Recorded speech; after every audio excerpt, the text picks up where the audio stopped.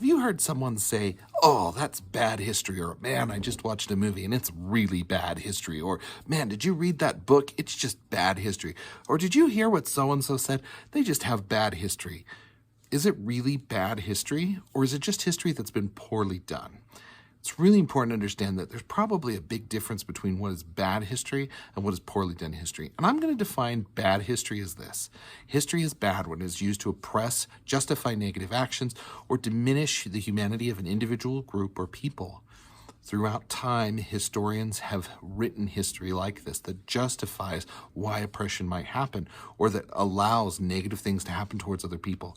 That is bad history. But what about the other kind of bad history? Well, I'm going to call that history poorly done history. But first of all, before we jump into what is poorly done history or some characteristics of poorly done history, let's first understand that history is not set in stone, but it's a continuing conversation that we are having about events of the past and the values that we have today. It will continually change based on the interpreter and what they choose to interpret. That's the nature of history. It's really a conversation that keeps changing, which is why when you were younger, you may have heard some things about history, but today those things have changed. That's because you have changed, but also the interpreters who you get your history from are different than they were when you were younger. The first characteristic of poorly done history is that it doesn't recognize its biases. It's important to understand that everyone is biased.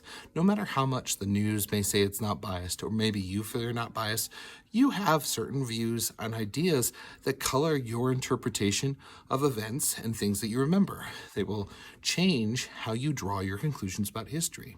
When historians recognize their bias, we can expand our interpretation of history. We can better analyze how we draw our conclusions. Understanding bias and recognizing that is the first step to creating better history. Poorly done history also relies on limited sources or data. All of history is dependent upon sources or data. Written text, surviving artifacts, anthropological analysis, or oral histories. Those can all be sources. In fact, the closer a source is to the original event, the better is our understanding of that event. I'll go into different types of sources in a different video and talk about things like primary or secondary or tertiary, things like that. But really, when we only use a couple sources, we limit our ability to interpret history because we only have a couple points of data, and it's hard to extrapolate when we limit that. By using many sources, we help to stabilize our arguments and create a broader conversation of broader ideas. Imagine interpreting a whole culture by one line in a book. You wouldn't really think that it was entirely accurate, and yet some people's arguments about historical things will do that. That's poorly done history. Finding more sources and more data helps us to expand that.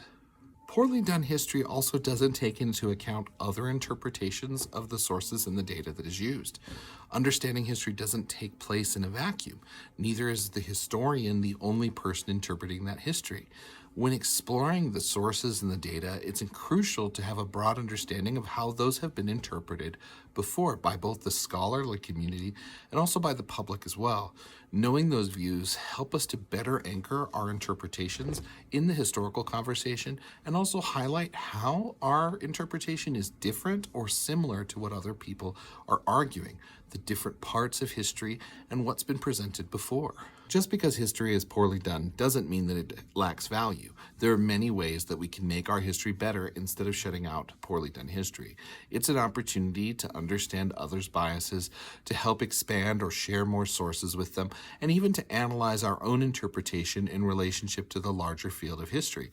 And understanding where that poorly done history comes from might help us to strengthen our own arguments or what we're sharing so that we can improve understanding overall. Once again, it's a stepping stone to start a conversation. It's not the end.